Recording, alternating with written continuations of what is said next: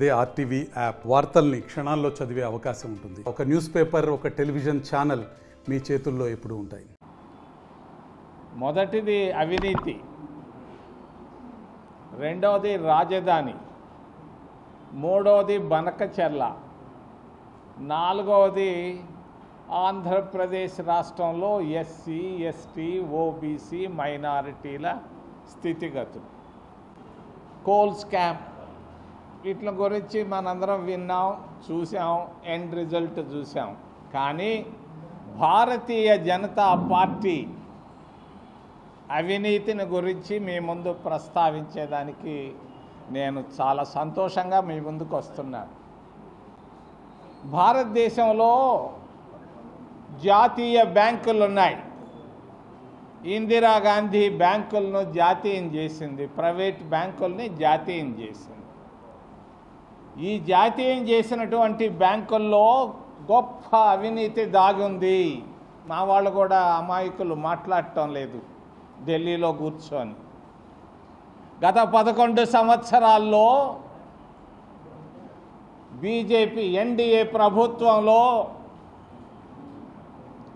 14.5 లక్షల కోట్ల రూపాయలు, 14.5 లక్షల కోట్ల రూపాయలను ఎన్పిఏలు అయ్యాయి. అన్ని 100 కోట్లు పైబడినటువంటి పెట్టుబడిదారులు తీసుకున్నటువంటి డబ్బు ఎన్పిఏలు అయ్యాయి.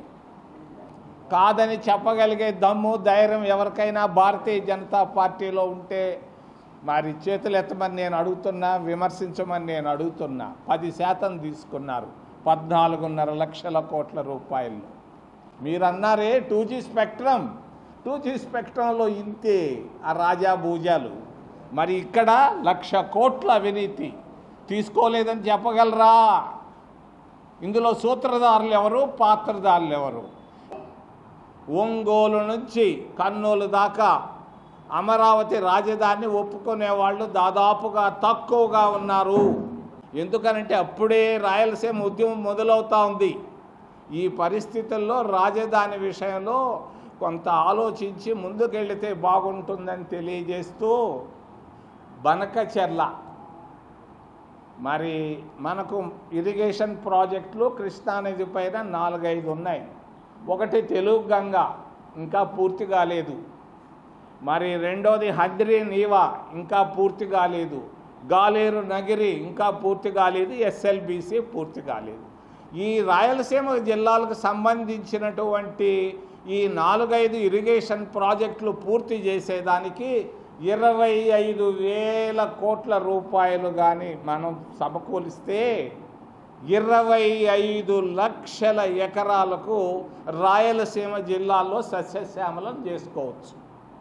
ఈ 25,000 కోట్లతో మిగిలినటువంటి 4-5 ప్రాజెక్టులు పూర్తి చేసి ఇరిగేషన్ను మనం రైతులకు కానీ అందించిన తర్వాత మన గోదావరి నీళ్లు, బనకచెర్ల గురించి ఆలోచిస్తే బాగుంటుందని నేను తెలియజేస్తూ చివరి అంశం ఎస్సీ, ఎస్టీ, ఓబీసీ మైనారిటీల పరిస్థితులు. ఆంధ్రప్రదేశ్ రాష్ట్రం రాజీవ్ గాంధీ గారు ప్రధానమంత్రిగా ఉన్నప్పుడు ప్రతి గ్రామంలో ప్రాథమిక పాఠశాలను ప్రారంభించాం. ప్రతి కుగ్రామంలో ప్రాథమిక పాఠశాలను పెట్టాం. ప్రతి కుగ్రామంలో కూడా ప్రాథమిక పాఠశాలలో మధ్యాహ్న భోజన పథకాన్ని పెట్టాం. ఈరోజు కూటమి ప్రభుత్వం చంద్రబాబు నాయుడు గారు ముఖ్యమంత్రి అయిన తర్వాత మరి దాదాపుగా గత సంవత్సరంలో 5,000 ప్రాథమిక పాఠశాలలు మూసేయడం జరిగింది. కడప జిల్లాలో కూడా మూసివేయడం జరిగింది. ఇది దారుణం, అన్యాయం, మరి అక్రమం అని తెలియజేస్తున్నారు. ఈ సంవత్సరం ఇంకొక 5,000 ప్రాథమిక పాఠశాలలు మూసేయాలని అనుకుంటున్నారు. రాజీవ్ గాంధీ గారు 35,000 ప్రాథమిక పాఠశాలను ప్రస్తుత ఆంధ్రప్రదేశ్ రాష్ట్రంలో మొదలుపెడితే మరి కూటమి ప్రభుత్వం చంద్రబాబు నాయుడు ఈ 35,000 ప్రాథమిక పాఠశాలను మూసేసి 10,000 ప్రాథమిక పాఠశాలను మరి ప్రారంభించాలన్న ఆలోచనతో కుట్రతో ఉన్నారు.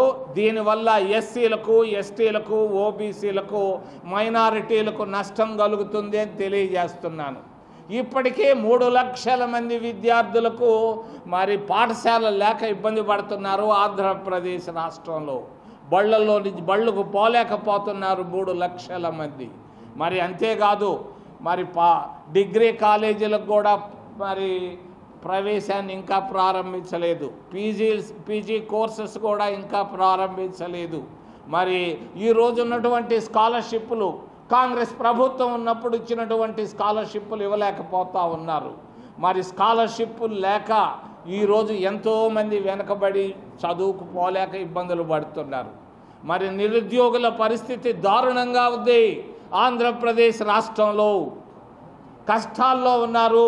బీటెక్లు పాస్ అయ్యి డ్రైవర్లుగా మారుతున్నారు, ఎంబీఏలు పాస్ అయ్యి డ్రైవర్లుగా మారుతున్నారు. ఈ పరిస్థితుల్లో ఆంధ్రప్రదేశ్ రాష్ట్రంలో ప్రతి నిరుద్యోగి కన్నీటితో ఉన్నారని తెలియజేస్తున్నారు. మరిన్ని వీడియోస్ కోసం ఛానల్ ని సబ్స్క్రైబ్ చేయండి. లేటెస్ట్ అప్డేట్స్ కోసం వాట్సాప్ ఛానల్ ని ఫాలో చేయండి. అండ్ లింక్ డిస్క్రిప్షన్ లో ఉంది.